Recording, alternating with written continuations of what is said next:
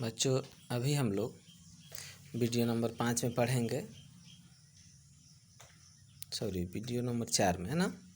वर्णमाला। वर्णमाला किसे कहते हैं? देखिए,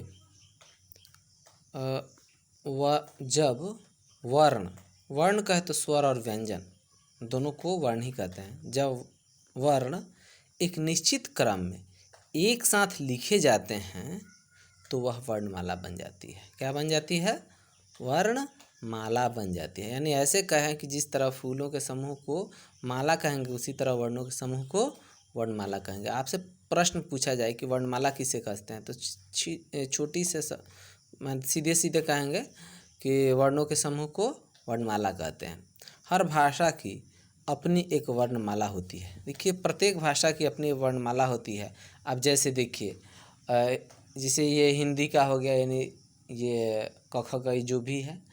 अंग्रेजी का क्या हो गया? ABC है। उसी तरह उर्दू का क्या है? अलिफ बे पे ते से है। ये वर्णमाला है।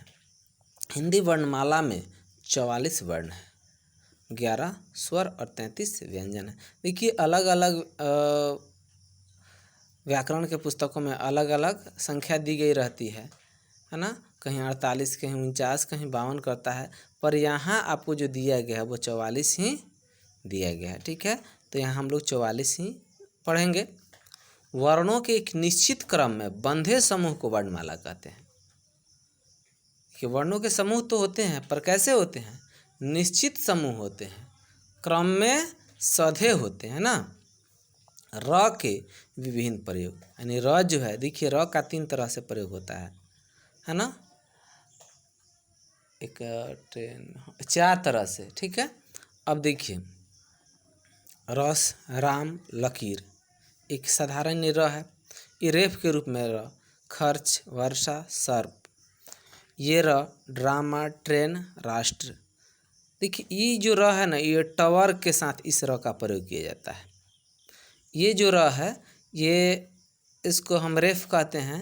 तो ये जिस वर्ण के ऊपर दिया गया रहता है, इस वर्ण के पहले उसका उच्चारण करते हैं। जैसे खर्च, तो च के पहले र का उच्चारण करेंगे। वर्षा, सा के पहले र का उच्चारण करेंगे। सर्प, प के पहले र का, से सर्प। तो र आ रहा है तब प आ रहा है ना। उसी तरह ड्रामा, ट्रेन और राष्ट्र। मैंने कहा कि टवर के साथ र का प्रयोग इस तरह किया जाता है।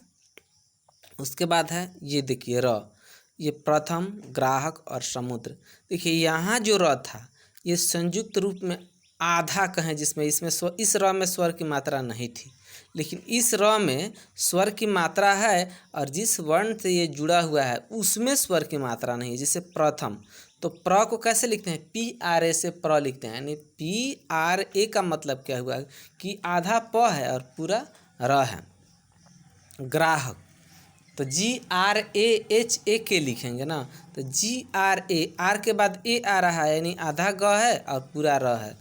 समुद्र, समुद्र, तो द के बाद र, यानी र पूरा है और इसमें द आधा है। भाषा की सबसे छोटी इकाई या ध्वनि जिसके खंड नहीं किए जा सकते, उसे वर्ण या अक्षर कहते हैं। हिंदी भाषा में वर्ण 2 प्रकार के होते हैं, स्वर वर्ण और व्यंजन वर्ण। स्वर वर्णों की ध्वनियाँ स्वतंत्र होती हैं, इन्हें बोलने के लिए किसी अन्य वर्ण की सहायता नहीं लेनी पड़ती है। व्यंजन स्वतंत्र नहीं होते हैं, इन्हें बोलने के लिए स्वरों की सहायता लेनी पड़ती है। यानी व्यंजन जब बोलेंगे तो स्वर की मदद लेंगे, जबकि स्वर बोलेंगे तो उसमें किसी अन्य वर्ण की सहायता लेने की ज़रूरत नहीं है।